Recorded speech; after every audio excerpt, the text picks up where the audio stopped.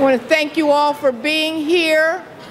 And before I do anything else, I want to give a nice warm round of applause to this wonderful band of scholars.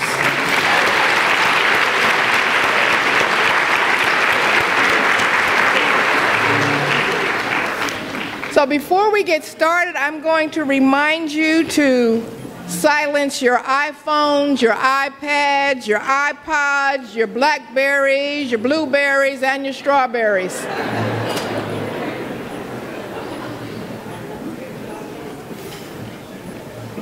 Good afternoon and welcome to a celebration of excellence in scholarship, leadership, and service as espoused and demonstrated by our guest of honor, Dr. Mercile J. Lee. Mercile, would you please stand?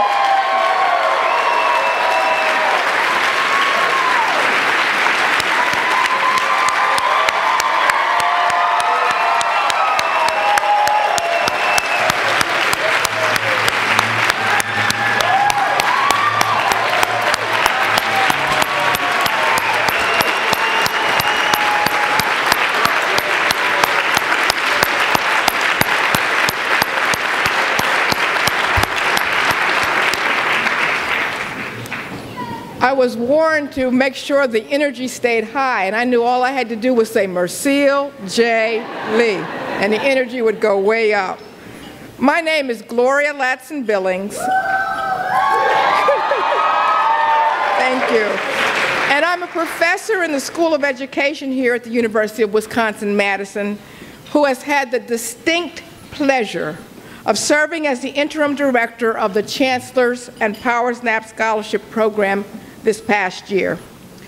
In addition to the many wonderful guests in the room, I want to acknowledge that a number of deans have RSVP'd. I'm not sure everyone has arrived yet, but we did hear from Soyeon Shim, who is the Dean of the School of Human Ecology, Jeanette Roberts, from the Dean of Pharmacy, Lori Berkwam, who's the Dean of Students, also Paul DeLuca, who is our Provost, Chancellor Emeritus Irv Shane, Chancellor Emeritus Bernard Cohen, and Chancellor Emeritus John Wiley. And if we could have gotten all of our calendars together, you would also be seeing the interim encore Chancellor, David Ward. Before I go any further, I want to be sure to thank the people who have worked so hard to make this afternoon a wonderful experience for us all. So I want to offer a special thank you to the UW Foundation team, Marion Brown, its Vice President,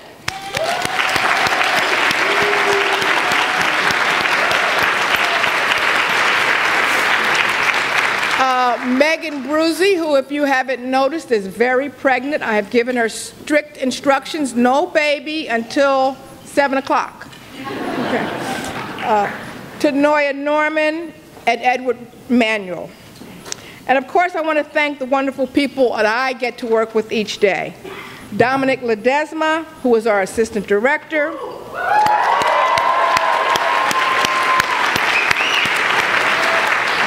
Rebecca Candy, who is our Program Assistant.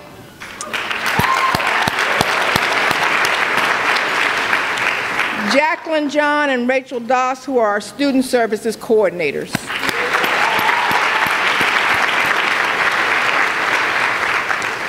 The one direction I received from everyone involved in this program was, keep it moving. And I intend to do just that. Soon, the Chancellor's Scholarship Program will recognize its 30th anniversary, and the Powers Knapp Scholarship Program will recognize its 25th anniversary. So that was 1984. That was not merely a book title by George Orwell. It was also an important year on a variety of fronts. In world affairs, it was the year that Indian Prime Minister Indira Gandhi was assassinated. Bell Telephone was broken up as a monopoly. The UK agreed to return Hong Kong to China. The Nobel Peace Prize went to Bishop Desmond Tutu of South Africa, and a strange and deadly disease known as acquired immune deficiency syndrome, AIDS, broke out. In the United States, Ronald Reagan and George Herbert Walker Bush easily won a second term as president and vice president of the country. In 1984, Los Angeles hosted the Summer Olympics that the Soviet Union boycotted in retaliation of the U.S. boycott of the 1980 Moscow Olympics. The baseball World Series winners were the Detroit Tigers, and the Super Bowl winners were the Oakland Raiders. I know, it was a long time ago. And they won in a 38-9 score over the Washington Redskins. We sang songs like Hello by Lionel Richie and Against All Odds by Phil Collins. And we watched television programs like Dynasty, Dallas, and The Cosby Show. This was the year that genetic fingerprinting, or DNA profiling, developed. It was also the year that the first Apple Macintosh went on sale. Closer to home, in 1984, chemistry professor Irving Shane was in his 7th year as chancellor of the University of Wisconsin-Madison. And it was also the year that the University Research Park was established. Dave McClain coached the University of Wisconsin football Badgers to a 7-4-1 season, posting wins over Northern Illinois, Missouri, Northwestern, Indiana, The Ohio State University, Purdue, and Michigan State. That team appeared in the Hall of Fame Bowl, where they lost to Kentucky 20-19. But that team also had 11 players taken in the NFL draft, including 3 in the first round: Al Toon, Richard Johnson, and Darrell Sims. The University of Wisconsin-Madison campus tuition for in-state students in 1984 was $1,150, a figure that represented an 8% increase from the previous year. The campus student population was 44,218, and of that, 39,336 were white students. 2,693 were international students, 782 were African American students, 785 were Asian American students, 107 were American Indian students, and 515 were Latino students.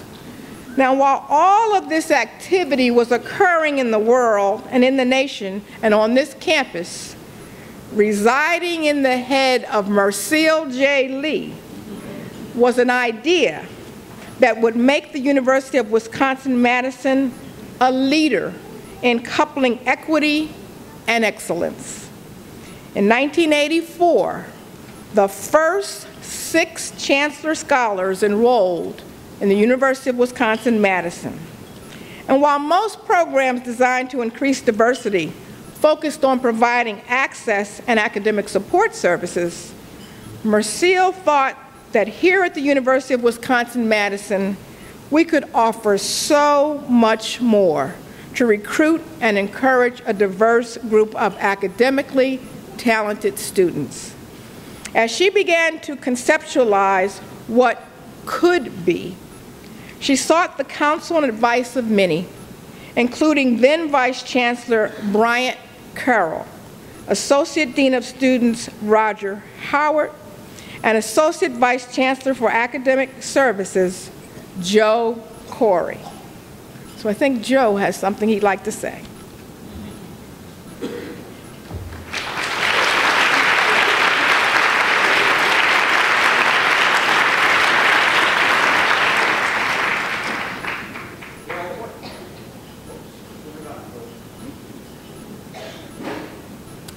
Well, what did it take to persuade several levels of university administration and a skeptical UW Foundation that an academic program for minority students could not only be put in place, but it would be highly successful?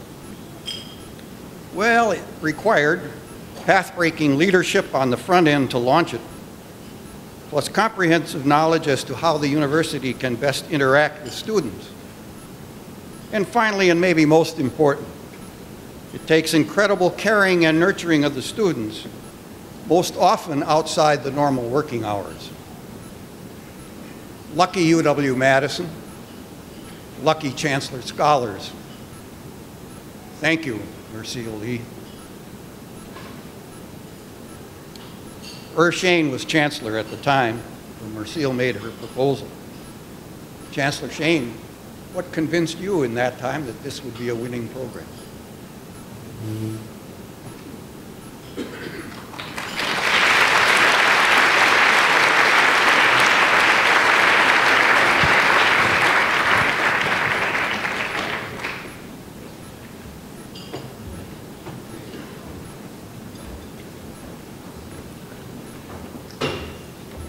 Thank you, Joe. When I first became chancellor, I was concerned about the minority students coming into the institution and the fact that they were frequently involved in a revolving door situation. We would recruit them and then they would leave almost immediately. As chancellor, I complained about the situation to anyone who would listen. And one day, Bry Curl came into my office and he told me that, he said, I've been talking to Mercile Lee, and I think she has a way to address the problem of revolving doors for minority students. Now, I had learned firsthand in another area about Mercile Lee, and I knew that she was a smart, considerate, and responsible associate. I'll tell you about that. The Wisconsin basketball team had been invited to a tournament in Hawaii, and the president of the University of Hawaii invited me to come along and watch the games. Mercile Lee was in that group. So I traveled with the team, and I was able to observe Mercile as she worked to solve the many problems encountered during the trip. And you can imagine the problems that would be coming up, trying to fit a basketball team into coach seats on a long flight to Hawaii. Now, Mercile showed compassion, sympathy, and creative solutions to many problems that came up, especially on the return trip. The Badgers had not done very well at the tournament. So when Bry Curl outlined Mercile's plan for solving the revolving door problem, I was ready to listen, and we approved the project on the spot. As the saying goes, the rest was history. I remember many episodes from those early days. Mercile made sure that I met with the scholars in the first few groups, and although I had limited time to spend with them, I thoroughly enjoyed meeting with them individually or in groups for lunch. I particularly cherish a memory of having lunch with the first group of 6 scholars. Mercile was ever mindful of the impact of the students, of associating with university administrators, and she devised a way of making the students and me feel at ease. She gave me a present, which I still have, and I have brought it along. And I want to show you what she gave me.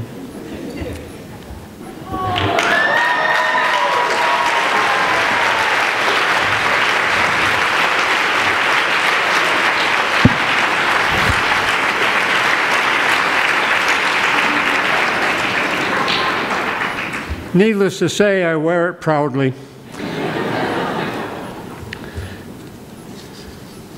Well, the students who were there, two of the students who were there at that lunch are here with us today, Sean Shears and Rob Hernandez. and Sean will be introduced in a moment. But first, Mercile, I want to thank you for all that you have done for the Chancellor's Scholars and for the university. Your efforts will continue to have impact on the university as long as there is a need for a thoughtful, compassionate, and creative way to attract talented minority students to the university. Now I would like to ask Sean Shears to make a few comments. Thank you.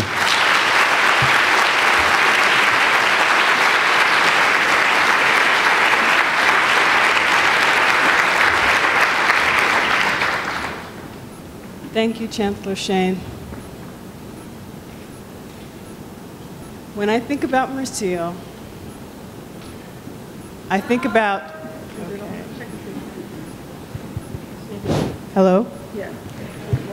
When I think about Mercile, I think about a compassionate but unmoving standard.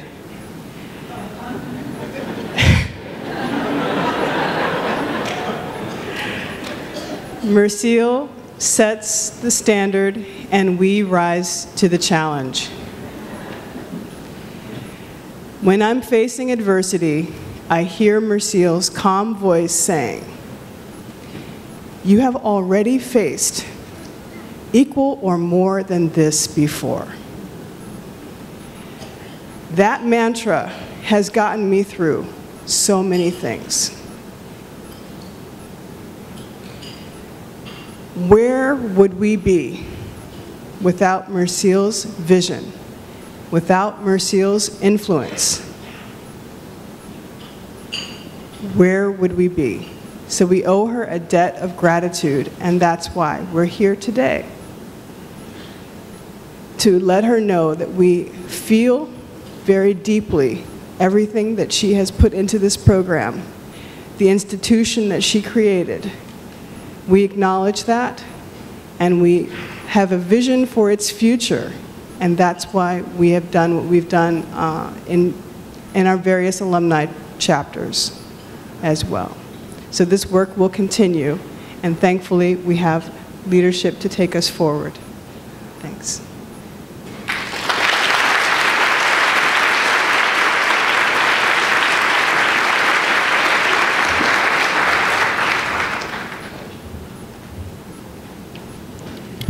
Before the establishment of the Chancellor Scholarship Program, the prevailing thoughts and perceptions were that there were few academically talented students of color in the country, and an even smaller number in the pool who applied to UW-Madison. Most argued that talented students of color enrolled in the Ivy League and other elite private schools, not UW-Madison. At the time Mercile was conceptualizing this program, the university concentrated on providing educational access to students. Some had academically sound records, while others were less well prepared. But in both groups, there were students who required academic and financial support in order to reach their potential. The goals of the scholarship program Mercile proposed were to increase recruitment, retention, and graduation rates among students from traditionally underrepresented communities, to proactively raise funds for scholarships, to generate support for scholarship aimed at scholars of color, and to raise funds from alumni of color. During the last conversation that Mercile had with Bryant Carroll, she was told that, quote, "We should try it for 3 years." Clearly, Mercile cannot count. However, she worked with the UW Foundation to hire the program's first fundraisers, Marion Brown and Martha Taylor. You've heard from Chancellor Shane, and he was one of the first of 6 chancellors to proudly and strongly support the program that carried the title. And with the support, the number of Chancellor Scholars has increased gradually over the next 3 decades. The L&S Dean Scholarship merged with the Chancellor Scholarship in 1988, and the incoming classes grew to 13 in 1989. During this year, there was a significant increase in the number of applicants. In response to the quality and size of the applicant pool, and due to Mercile's urging, and we all know about Mercile's urging, Chancellor Donna Shalala allocated funds to establish the Powers Knapp Scholarship Program. The following year, then Provost David Ward helped to attain additional funds, leading to the implementation of the Powers Knapp Scholarship Program. At this time, we'd like to hear from Rob Hernandez.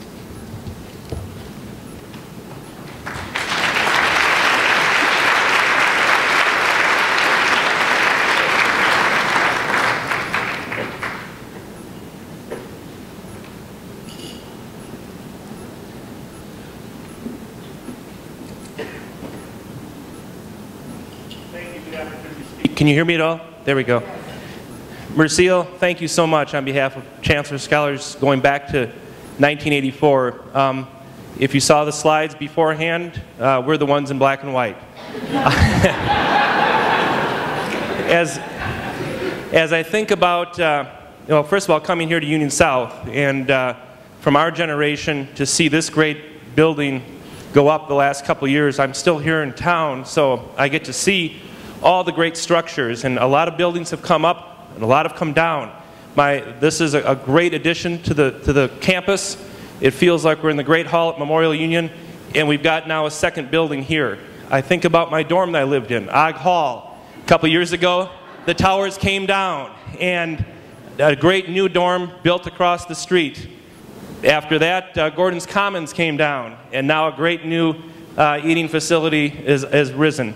I think it says a lot that this program stands on the shoulders of one of the most diminutive physically women in the campus, but spiritually and motivationally, she is a rock and she is a giant skyscraper. And Mercile, I don't know where any of us would be without you, and thank you so much for timing this so that I could take part of this in 1984, and it's given me every opportunity that I've been able to have going forward, and I don't know where we would be without you. Thank you so much.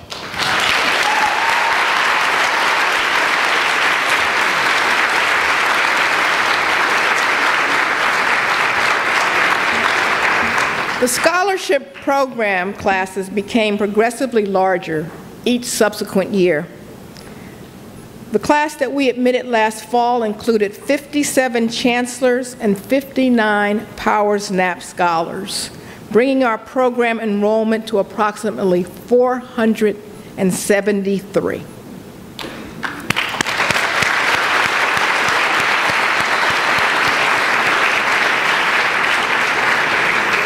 This spring, our admissions committee selected 60 Chancellor Scholars and 60 Powers Knapp Scholars.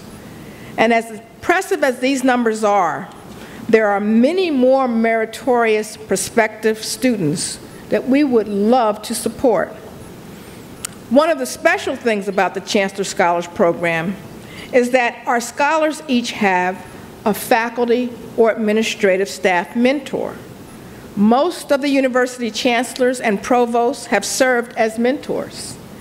Imagine being a freshman, new to a major research university campus, and learning that the chancellor is your mentor.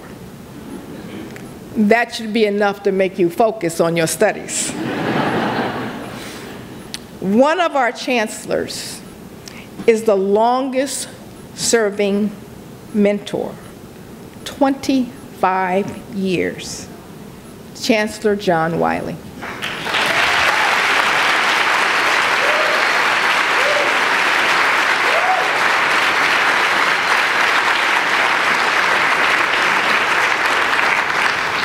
Thank you, Gloria. Well, they prepared some notes for me, but I don't use notes. They confuse me. The first question was, what inspired you to become a mentor? And I thought, what a stupid question. Anyone who's ever been recruited by Mercile knows that it never occurs to you that you have a choice.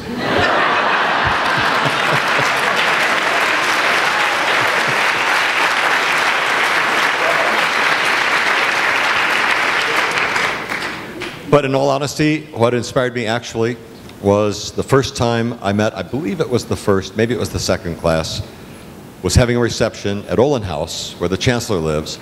Irv was the chancellor at that time. And so I went to this reception. This was my recruitment to be a mentor.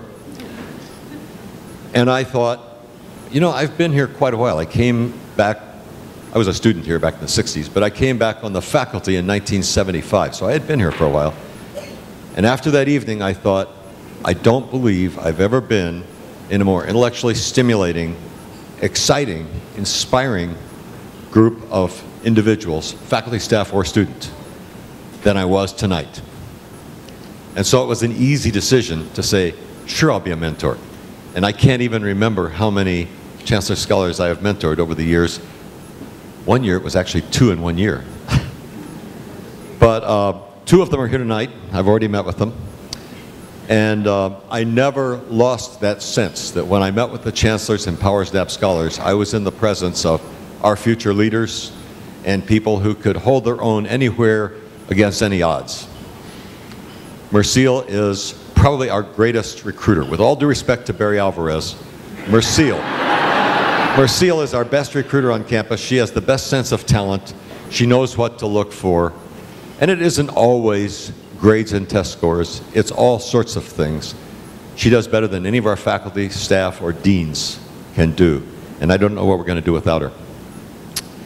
Now, you've already heard from Sean, who was in the first class. Maybe we have a few more students who would like to say a few words from more recent classes. Here we go. Thank you.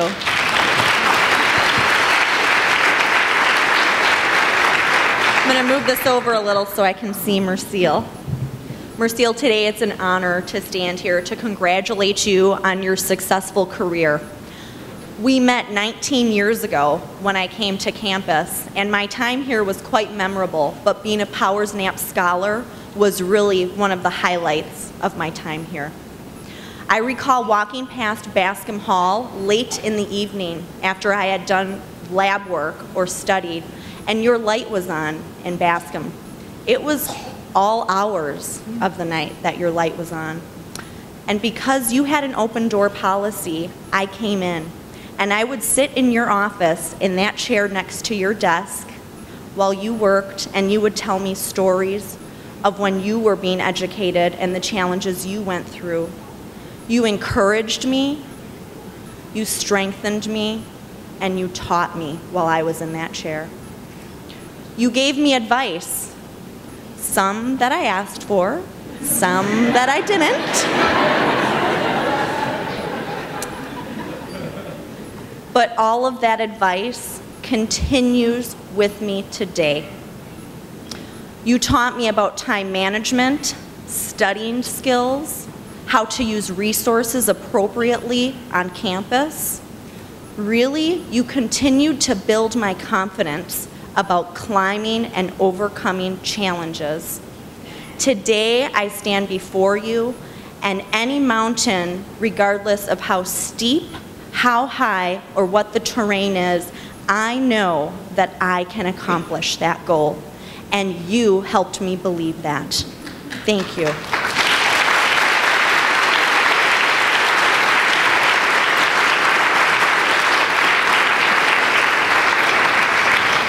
I've always called you my campus mom, and today I had to introduce myself to your son because he didn't know he had a sister.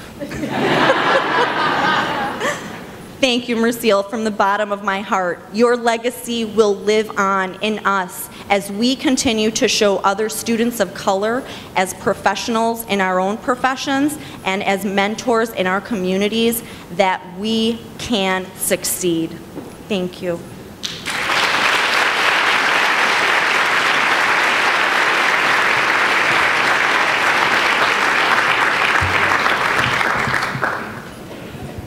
Can you see me, Mercile?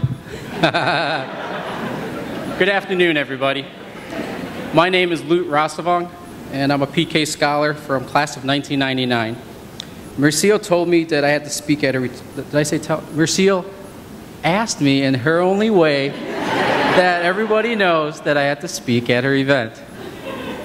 Now, the other thing she said was I had to keep it to 2 minutes, so that's why I've got this, stay on track. Because everybody knows me, I can talk forever. So she asked me to share some of the learnings that I had while I was here at UW and as a Powers Knapp Scholar. And the three things I'm going to talk about is a true education versus good grades, leadership, and gratitude. In high school, I was a straight A student, and school just came easy for me. But you got to remember, that's high school, and that's the minor leagues. When I came here to UW, aka the big leagues, I was in for a rude awakening. The first semester, let's just say, I enjoyed the social scenes a little bit too much. And my grades weren't where they were supposed to be. I dreaded having to go in front of Mercile and really plead my case to why I shouldn't be kicked out of the scholarship program. But Mercile, to her credit, she gave me a second chance. She said, you got to try harder. Second semester came and gone. Similar results. Oh man, I had to go in front of Mercile again. I mean, I was embarrassed. I was angry at myself, and worst, I felt that I let Mercile down. I was fully prepared to basically lose my scholarship.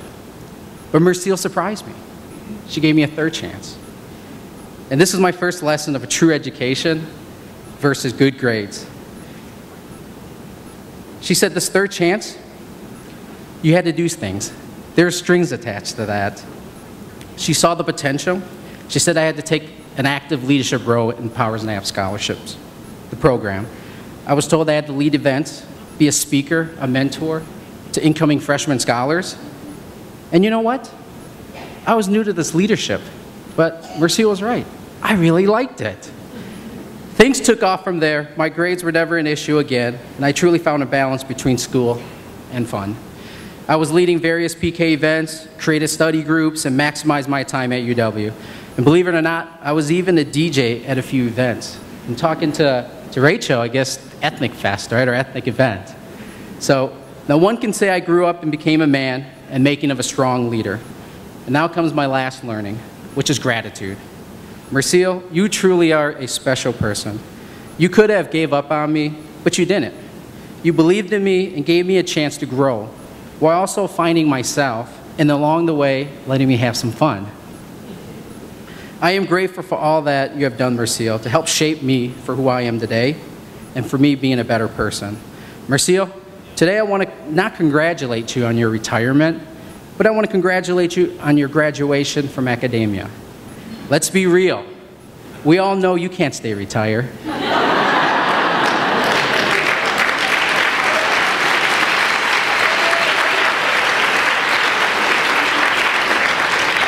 You have way too much energy and way too much to offer that this world is a better place because of you. Thank you.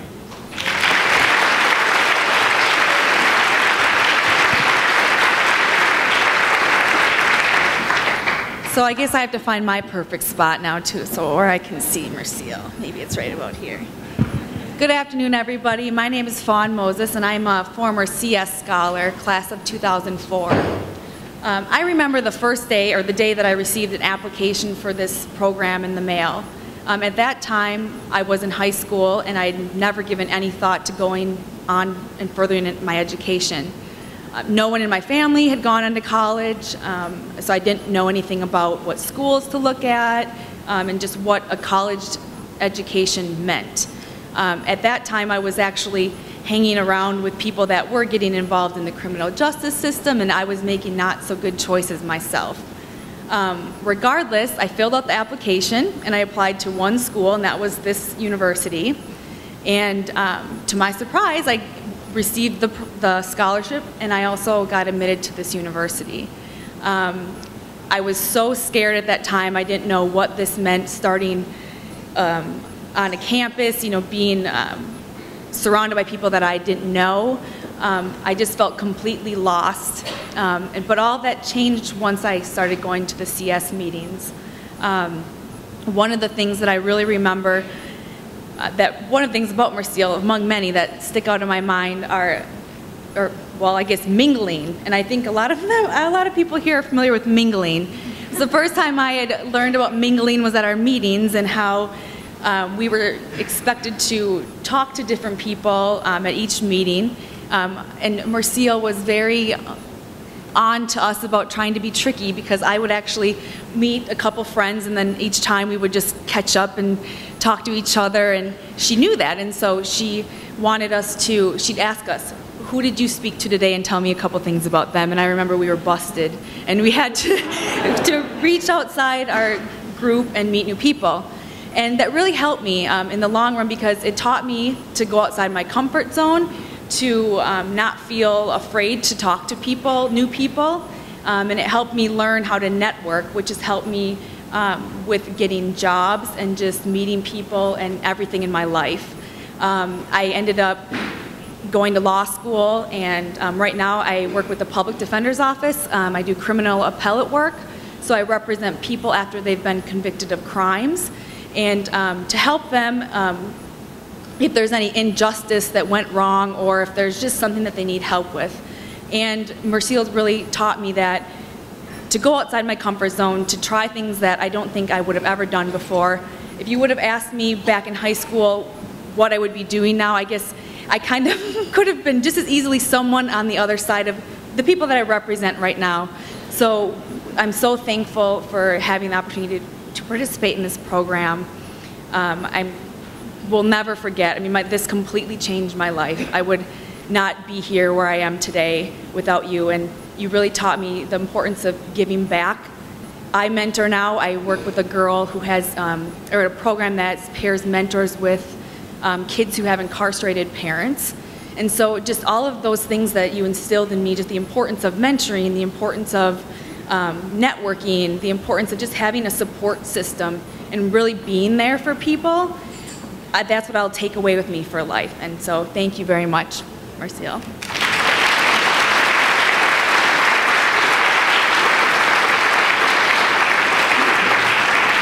Good afternoon. My name is Justin Brown. I was a Chancellor Scholar. I graduated in 2006. And Mercile, it is so great to come back to this university to celebrate your retirement and also all of the achievements that you have had over the last several decades for this university. In fact, I forgot to bring my prop, which, sorry. The very first day that I came on campus, I got to meet with Mercile and everybody else in my class, and that's when we got to find out who our mentors were. And I was, I guess, the victim, I thought at first, as being assigned John Wiley, the chancellor at the time, as my mentor. So the pressure was on, and now you really can't mess it up. But the truth of the matter is that everybody does make mistakes at times. And the reason I bring this box of tissues is because every time I had to meet with Mercile, there were many times where I was reminded of a circumstance here or there, academically, professionally, sometimes even personal, sometimes otherwise, details.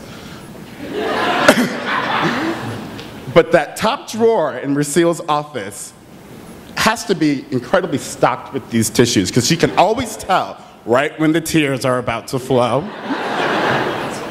And she's ready. Boom, out the drawer. Here's the tear.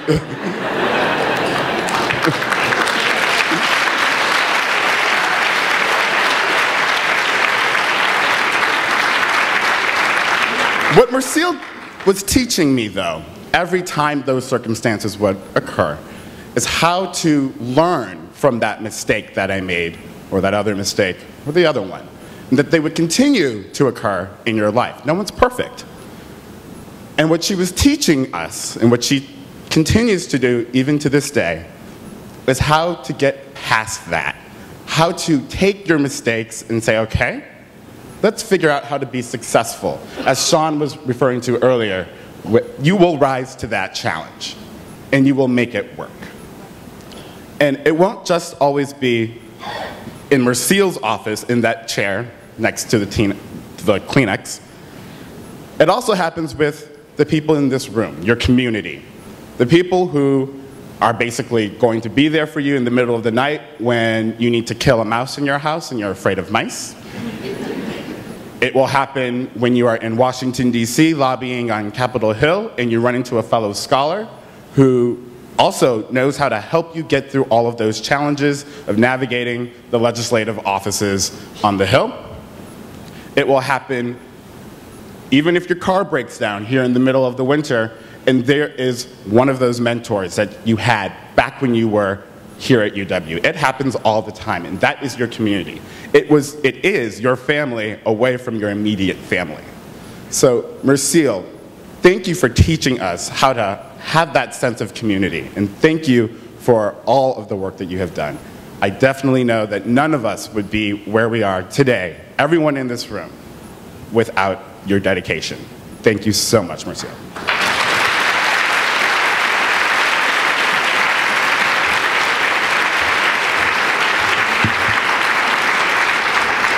So thank you to those scholars. And Justin, you mean those tissues were not for me? For everybody. Oh, okay, okay.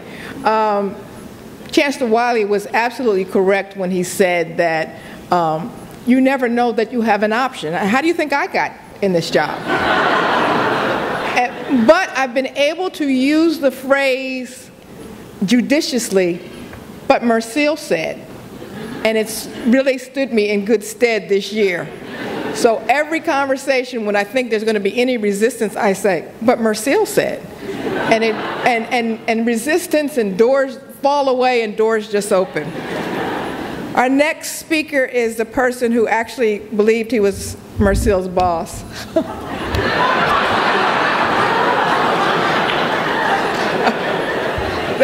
That's a good one, okay. Our current provost, Paul DeLuca.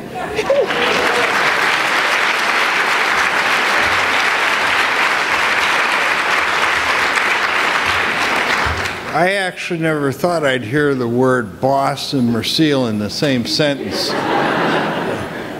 I asked Mercile to suggest to me a few remarks I could make, and she said, well, you only have 2 minutes, and she gave me 20 pages. So I'll ignore those completely, which is almost impossible to do.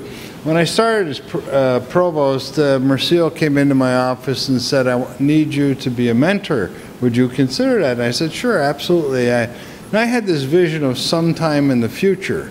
Her concept of time is measurable in seconds. Let me introduce you to your mentee, who she had attached at the waist. So I was delighted to meet Clark Chisholm, and I don't know if Clark's here today, but he and I have had a terrific time over the last several years, and I'm not sure whether he views that he benefited from it, but I certainly have. And let me talk about a few personal things and then a few violations that I've encountered. The most things I can say personally about Mercile really refer to two attributes in my mind. One is integrity, and the other is commitment. People view integrity in many cases as a plastic, a deformable object. They seem to mold around what they're interested in any instant in time. When you deal with Mercile, at first you think it's stainless steel. Then you realize that's not hard enough. It's probably more like titanium, okay? Integrity perfuses every pore in her body, and everything she does is built around that degree of integrity. And there's very few people, in fact, I personally know no one who has personally exhibited that degree of integrity. And on that basis alone, she should be congratulated. The second point,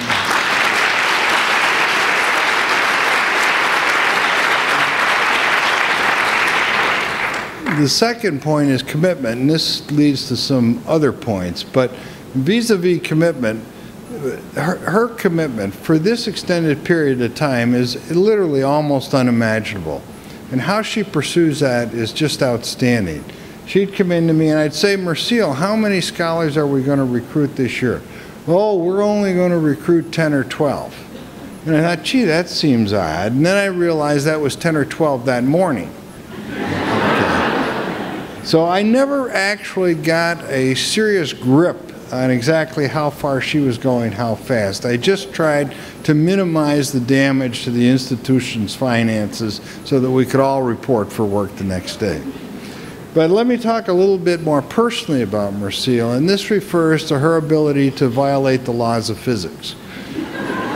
In particular, she violates general relativity routinely and often. The first rule of general relativity is the collapse of time, spatial dilation and time dilation. I'm going to have a 1-hour meeting with you. That's never a meeting that's 1 hour with Mercile. Never. They all start at 3 and get longer. I need to talk to you for a few minutes. Minutes seems to be actually measured in hours. It's like a wave distortion around things that you just can't believe. We then get to her ability to not conserve energy. If you take someone and look at the energy level being expended and you get out a ruler and try and measure that, there's no relationship between the physical size of this woman and the actual energy level that exudes from her. There appears to be a direct violation of consumption of energy and output of energy, or not in balance in any way. She should shrink to nothing given the energy output. So the final point I'd make is the impact she's had on me personally and on the institution globally. I was always from the get-go very committed to the activities of Chancellor Scholar's Power Not. That was not something she had to sell to me at all. What I didn't appreciate was the depth and breadth of that commitment. I'm a data-driven person. I'm constantly looking at performance. And the performance of these scholars is simply as good or better than any comparable group I can find. Now, I think that's because of fear. Absolute, abject fear is involved in that. You may have tissues. I think you need armor. Tissues won't work. So this institution has been changed into a better place, and many of us, in fact all of us in this room, have become better people for one and only reason. That reason is sitting right there. Thank you, Mercile.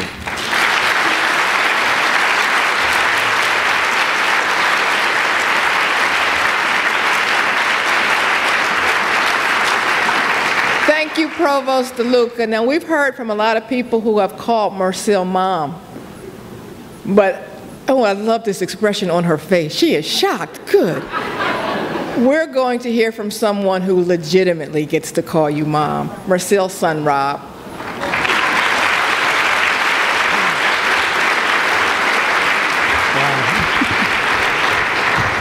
Thank you, Gloria, and thank you, Paul. And I just want to start with thanking all of you. This is such a wonderful experience to have so many people here to recognize my mother. And so I just want to thank all of you in this room. Thank you very much.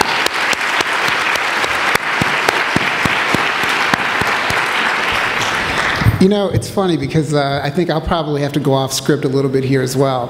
But when I look out across the room and I've heard so many of the comments, one of the things that occurs to me is that I'd planned to talk about what it was like to be an only child. And clearly, I'm not. The stories that I've heard here, the stories that I've heard throughout my life, the questions that I've gotten from so many people are exactly the same things that I've heard too. So we are all in the same boat. When you talked about, or someone talked about earlier with regards to that unmovable or those unmovable expectations, rest assured I have become an expert in those as well. There have been so many conversations that I've had over the years with my mother where I realized I didn't have a choice, but we were going to have a conversation about it anyway. And I was going to see the light that I clearly had not been able to see prior to that conversation. And I was going to see it very clearly. In fact, more clearly than I'd ever even thought it could be. So, you know, I think this is such I'm so happy to be here. You know, when I walked up here, this is one of the few times where I looked at my mother and her mouth was actually open. She's like, what is going on? So thank you, Mary, and thank you everybody here with regards to the organization, because I really appreciate the opportunity to just shock her a little bit too. Let me talk a little bit about just some of the things that I learned over the years, and so many of these messages and thoughts are going to resonate, but I'll just share them quickly. You know, one of the things that popped up for me at least is that, you know, to have a selfless approach. So what I learned, to have a selfless approach with regards to helping others. You know, she made it very clear to me that, you know, I had been very blessed throughout my life just by the fact that I was here. Not because of anything that I had or didn't have, not because of any particular, you know, new or better opportunities than anyone else, but rather the fact that I was here and taking a breath every day, that I had a responsibility to be helpful to someone else who was less fortunate. No matter how fortunate I thought I was or unfortunate I thought that I was, there was always going to be that responsibility to do something for someone else, and that was not based on receiving any accolades, not receiving any kind of attention or looking for something at the end of that rainbow, but rather because it was the right thing to do. Paul talked about integrity, and I have to say that I too, have been, shocked and blessed to have, been able to have that experience with my mother growing up. It really was, it continues to shape who I am. I heard some other stories around the fact of, kind of stepping up and continuing to get up. One of my other passions in life is I was a bike racer, and I still am a bike racer. And a few years ago, probably about 10 years ago now, I was doing a stage race here in Wisconsin. And, for those of you that understand anything about bike racing, it's dangerous. I've been a pro bike racer. I'm still at elite level. And the point of it is that, there is some fear that's involved with that. And I'd had a very bad crash, and it was scary. I wasn't sure that I wanted to continue. And it happened, late one summer. Going into the next season, I continued to kind of talk about it, and I called my mom up, and I said, Mom, I don't know if I want to do this anymore. And she talked to me about saying, and I said, I'm scared. And she said, well, you have a decision to make. And she said, your decision is not based on being scared about bike racing. Your decision is based on whether or not you want to race in the first place. And understand that if you do, then you will probably crash again. But you also know that if you race, you cannot race scared. You have to go ahead and do it anyway. And those are the types of messages that I heard throughout. It was always get up. It was always make sure that you did the best that you possibly could, to have high expectations, higher expectations of yourself than anyone else could ever have of you. I'll share with you quickly that in my professional life, I'm a chief marketing officer for an association in Washington, D.C. And in hearing some of the things that many of you related about my mother, I know that a lot of my folks have said some of those similar things with regards to, wow, he looks at things very differently. And I appreciate that. He's able to see some things and talk to us about some things and talk to us in some ways that we've not heard before. And I attribute that all to my mother. And I've done that from day one. She sometimes is surprised when I call her and tell her these things, and she'll say, you've done so much on your own. And I say, no. I just listened very well. That's all that it ever was. So I so appreciate all of those opportunities, all the wonderful things. Another quick comment is about education, which is clearly the point here. And one of those messages was always never to strive for a particular grade, but rather to strive to master the content, to master it in such a fashion that you could actually teach it. And that's the only time that you actually know it. Anything short of that isn't good enough. These are the kinds of things that are coursing through my mind. These are the kinds of things that I've heard from all of you. The last one is about avoiding the talk, as I like to characterize it. Those talks where, I had some of those less than stellar moments in my life as well. And one of them, which I won't go into great detail here, other than to say that it is far, far worse to sit and have that 1 to 3 hour conversation about why you did something and what exactly was going through your mind as you were doing that thing that you should not have been doing, as opposed to being banished to your room with no television and other privileges being taken away. I so wished for that. My oldest son, Robbie, up here is sitting there thinking, yeah, right, Dad. I think I'm pretty familiar with that as well.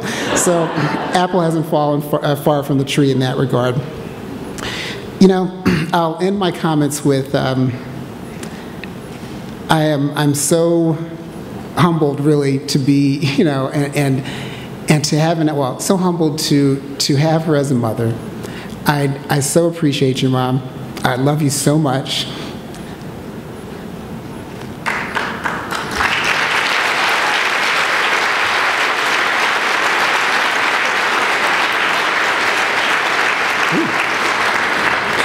And you make me so incredibly proud.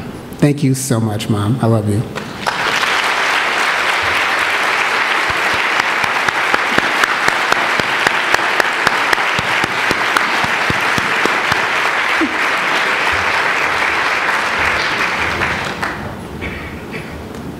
Oh, great. Leave me with the tears.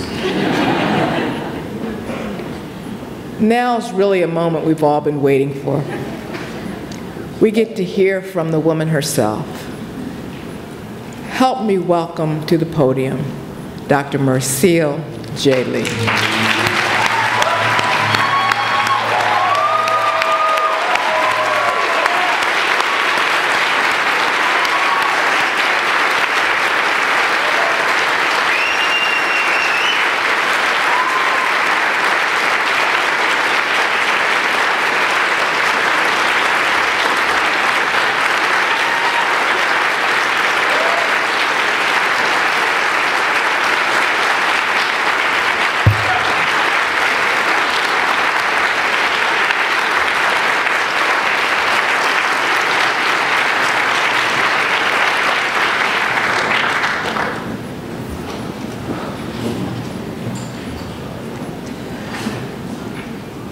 I'm speechless. And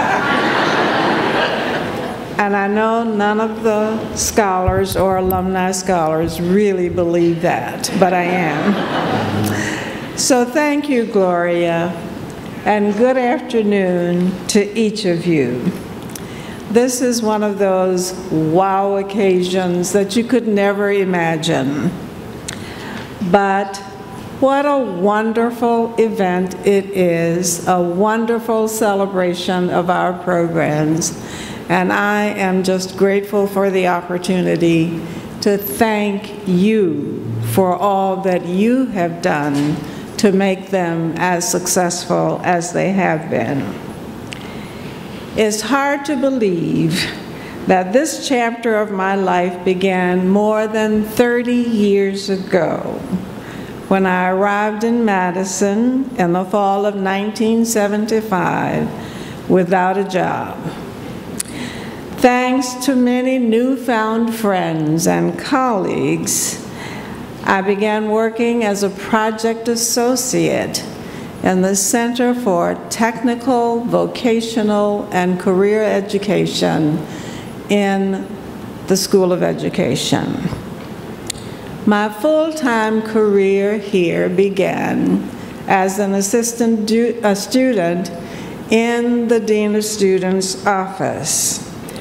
I had the opportunity to work with students from all kinds of backgrounds with outstanding talents, abilities, and just extraordinary purpose.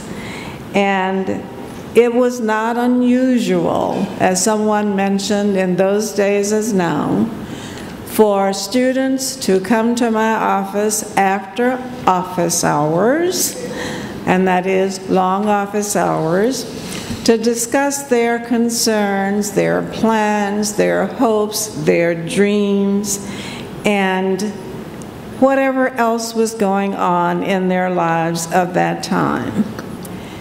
Some of them, obviously, were from populations underrepresented in education. And as a result of working with them, I understood their challenges, their struggles, and frustrations with the ways in which others define them. However, I met some of the brightest students from these populations as well. And they helped me to better understand their feelings of the lack of support and not being valued by the university. One of them, Lauren Dugas Glover, and her mother, Laurenita Dugas, are here today.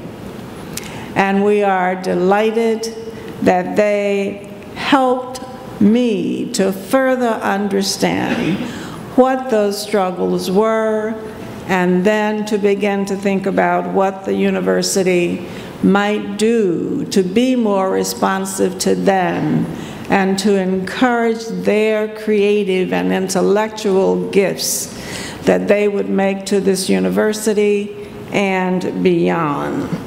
So there were many conversations with others to really kind of think through what we needed to do, how we could improve retention and graduation rates which were embarrassing to all of us, how we could develop a campus climate that would nurture, support, and encourage students to achieve their full potential and promise. And so as my ideas began to take shape, and I benefited from the discussions of so many in this room and on the campus, we developed proposals. You've heard what the end result of that was, and with Irv's support and his commitment, and we knew that he was always interested in attracting more talented, promising students, even when they were diamonds in the rough. And so these programs came into being for that reason. So with all of this conversation, with the approvals along the way, we had a plan, and I'm going to move quickly and say that the real work was just beginning. And so we had to work hard and collectively to shape this program that you have heard about today. And this is not unusual, of course, for any large, complex, decentralized campus such as this one. But as you have heard, we were determined, and I am persistent. I will always remember and cherish the excitement that our first class of 6 scholars brought to this campus, and we called them the Super or the Fantastic 6. And you have met 2 of them today. But I also want to stress the fact that each provost and chancellor, including Philip Certain, Bernie Cohen, and others, not to fail to mention, of course, Donna Shalala, David Ward, and John Wiley, who were just incredible in their support and their willingness to increase the numbers of the scholars that we brought in, despite the fact that Bernie told me one year, my feet are planted in concrete. You cannot bring in more scholars than you can support. But we knew that he knew that we would continue to do what we could to increase those numbers, and they were indeed increased and have continued to be so. But my goals were always to encourage the development of the full potential and promise, which enhanced self-awareness, independence, and appropriate balance in the lives of our scholars. Our approach was always intentionally holistic, including specific attention to and nurturance of their physical, mental, and spiritual dimensions, with appropriate time for focused study, reflection, and growth. A little fun too, as you have heard. It included efforts to encourage, to inspire, to challenge, and of course to nudge them to achieve their highest potential and promise. We learned throughout all of these years a tremendous amount from each other and with each other. And let me tell you, they challenged me and the other staff as well. And as you've heard, they also learned to mingle. Over time, we developed many strategies and programs to assist and support the scholars. They were based on core values, which included effective decision-making, an insatiable thirst for knowledge, which exceeded course requirements, development of critical and analytical thinking, and, of course, personal responsibility for the quality of their education and their lives, and their transformational experiences of giving back. As Justin said, they learn from their mistakes and missteps. The alumni scholars who spoke earlier this afternoon are representative of so many more of our scholars. It has been especially gratifying to observe their outstanding accomplishments as professionals and the incorporation of the values in their lives. Many moved on to graduate studies across the spectrum of disciplines. They are university professors, physicians, pharmacists, nurses, other health professionals, lawyers, teachers, community workers, entrepreneurs, and so much more.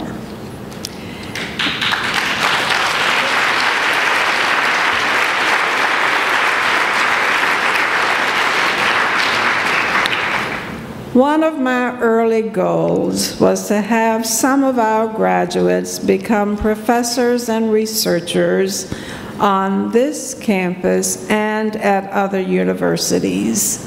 I am delighted to report that there are 2 faculty members in the UW School of Medicine, and several are in faculty positions and tenured professors on other campuses across the nation. That too deserves applause.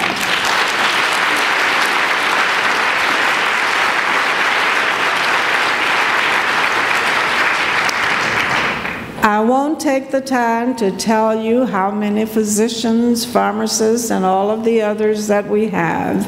Of course, you know I would love to. But time does not allow me to go into that kind of detail or to mention all of you by name or title. But please know how much you are appreciated. Let me hasten to add that none of this would have happened without the cooperation, assistance, and collaboration of so many of you in this room and across the campus. Our outstanding and committed chancellors, provosts, and other top administrators, distinguished faculty and staff, have served in various capacities, as you've heard, as mentor friends, fireside chat presenters. They joined us in advising and helping to open doors for their students, for our students, their continuous growth, and their consideration of professions that many of them never knew existed before coming. But again, we've all been committed to our scholars and students' continuous growth and the identification of what it is that they know that they can do in life, and to find that purpose and to give it their best. Thanks also to our highly competent, and I'm joining Gloria in doing this, our highly competent program staff for their outstanding and dedicated work during this year of transition. I want to especially, again, thank Gloria, Dominic, Rebecca, Jacqueline, and Rachel. Thanks also to Marion Brown, an incredible friend and associate. None of this could have happened without her either. But I want to thank the members of the foundation staff. Gloria has already mentioned them by name, and again, others. They've worked night and day, and this afternoon, they're still working. The programs we celebrate today then would not have ever existed without the generosity of our donors. And I want to thank them especially.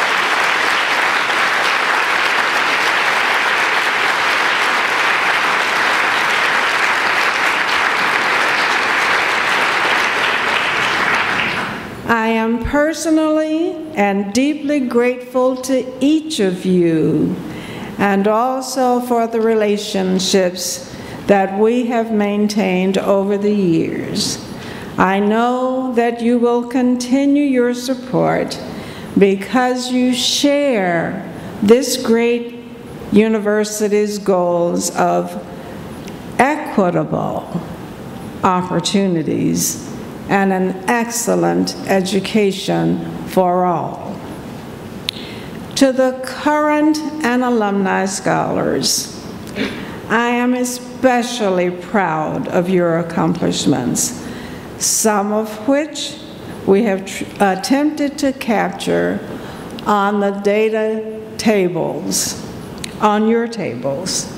But most importantly, I am delighted with the special people and professionals that you are still becoming.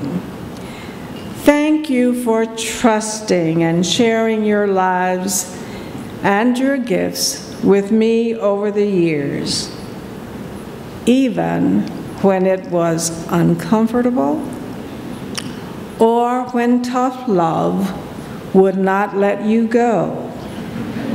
I am eternally grateful to you for that. My siblings were unable to join us today, but join me in expressing sincere appreciation for your condolences during our loss of 3 family members within 7 months. This was exceedingly difficult, but your support sustained me and them. I'm particularly delighted to have some members of my immediate family here, and of course shocked that Rob spoke on the program. I'm going to quickly ask them to stand as I call their names, and they can wave to you. Rob, whom you've met and whom many of you have known since he was 12. Rob.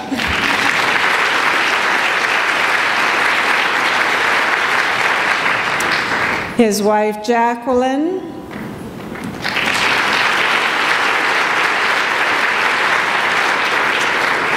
Robbie, my oldest grandson, who most of you know.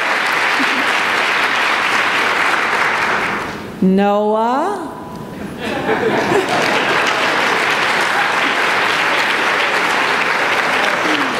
And if you have a minute, you'll really remember him too.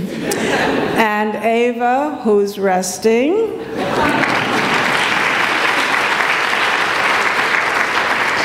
Robin Grange, Jacqueline's sister. And my niece, Laura Brooks.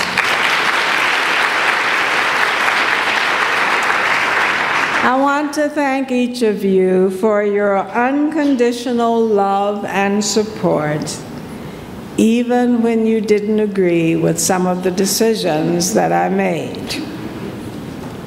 Many of you have wondered when I would retire.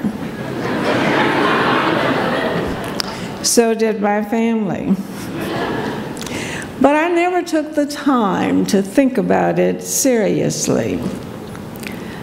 Others thought I would never retire, and several have said that to me as well. They were probably right. And I'm sure that I will continue as long as health and sanity permit. I have been immensely and richly blessed to realize the fulfillment of my dreams and vision. It was the coincidence here of the right place, the right time, and the right people. It's hard to believe that I have worked here for 37 years, when I planned to stay only 5 or 6.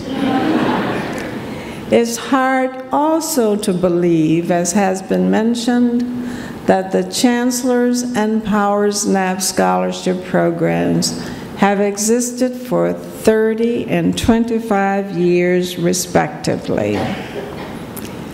But time flies when you have much to do and you not only enjoy your work, but it is your passion and your calling.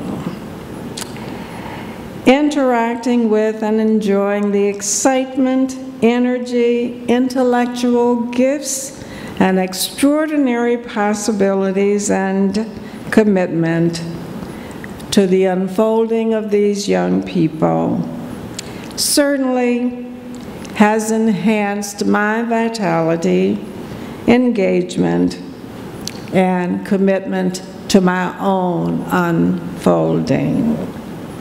Their transformations renewed my energy and kept me open to new perspectives and flexible in my thinking. Do I dare say they kept me young? But it's been wonderful.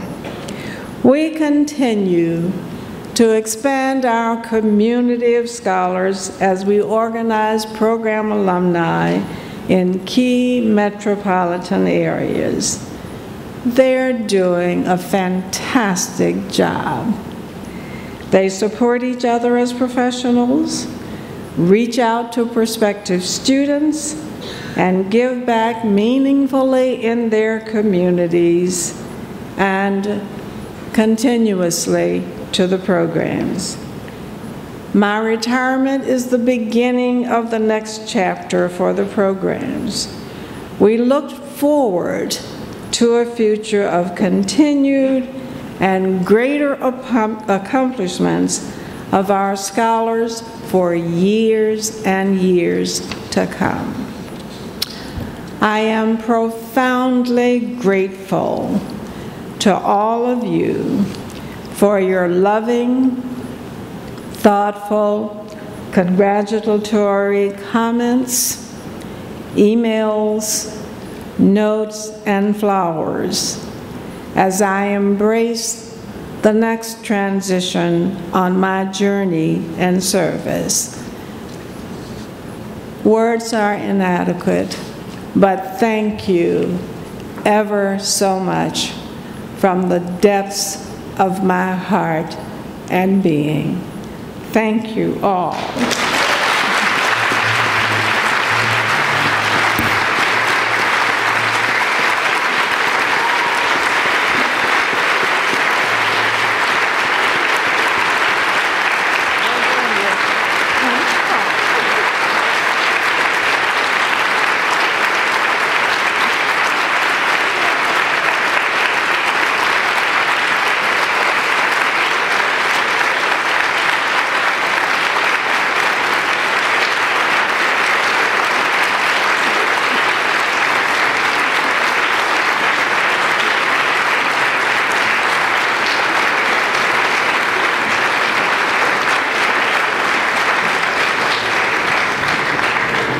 On behalf of everyone, thank you, Mercile. We've talked a lot about what the programs have been, but I want to just do something parenthetical here. Would all of the current scholars please stand?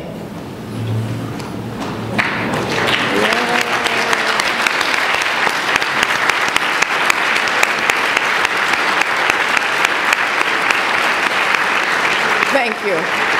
Because this is also about legacy. This is not just about what has happened, but what will continue to go forward. Mercile, we know that you've given a lot of time to the scholars, and they've been ever mindful of your Mercilisms. We really worked on that word, or drum beats about giving back. And so some of the scholars have a few tokens of appreciation for you.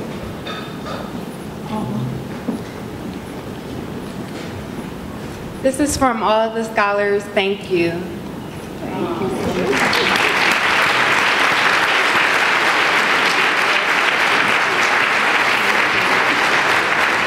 I believe there's also a guest book that make it to the front. Okay, so there's a guest book in the back that Megan will be sure that you receive. Also on your tables, there are flowers, and there is an option of making a gift if you'd like to take them. Whatever you feel, you can donate to the Mercile J. Lee Fund, because really our goal is about legacy. It's the reason I asked the current scholars to stand, so that you could get a sense of where we're headed and what she's actually put in place for us so that we can continue into the future. Tonight we actually announced the campaign to bring the total of the Mercile J. Lee Chancellor Scholarship Fund to $300,000. And to those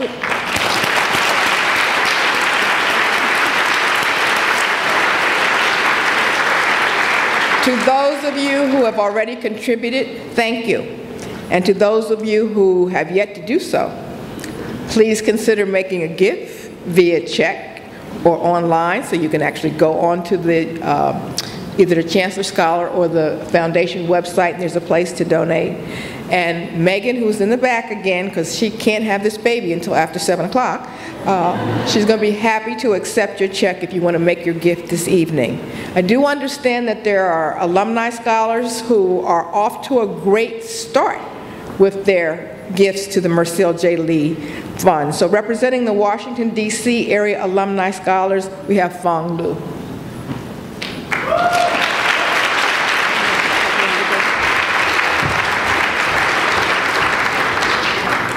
So the Washington, D.C. Chancellors and Power Snap alumni chapter was recently established, and in celebration of Mercile's retirement, we were hoping to do something to kind of honor today's events. And so, kind of think about everything Mercile tells us. It's always, what are you doing to give back to the program? What are you doing to give back to the community? So to, kind of start off this Mercile J. Lee Fund, on behalf of myself, Sequoia and Sean, as well as all the DC area Chancellors and Power Snap Scholar alums, we would like to make a contribution of $5,000 to the program.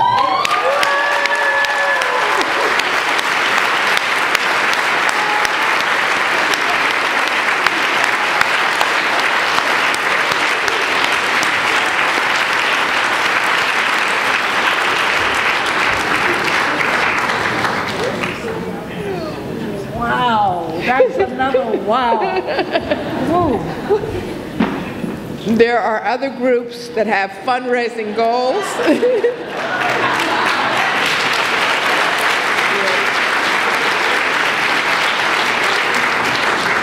There are some other groups that have fundraising goals, and I would encourage you to watch our websites for the updates. We'll be happy to accept your check this evening, though. So I just want to let you know. Before we adjourn, I again want to take a moment to thank again those people who worked so hard to make it possible. I know I started by thanking them, and I did that because often they don't get thanked to the end and people have left. But I should have known, Mercile, people weren't going to leave. So again, I just want to thank our program staff, Dominic, Jacqueline, Rachel, and Rebecca, our foundation colleagues, Tanoia, Norman, Megan Bruzy, Eduardo Manuel, and of course, the inimitable Marion Brown. Also want to thank the hardworking union staff. They've been here this evening. They've been courteous and gracious and provided a wonderful spread for us.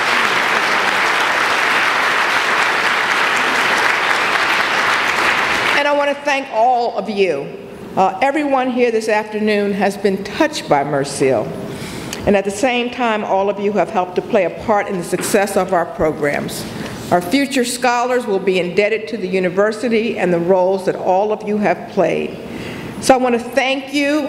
I want you to applaud yourselves for your being here.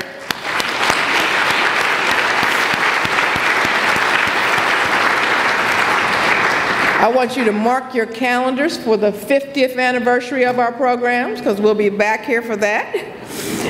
And as we leave, I want to encourage people to stick around for coffee and dessert. We're going to have a kind of an informal open mic, so you don't have to rush off. So if you do have to go, we understand. But this is an opportunity to just kind of sit around, tell your Mercilisms and your stories, and to just share with each other. Again, thank you all for being here, and most importantly, thank you, Mercile. Good night.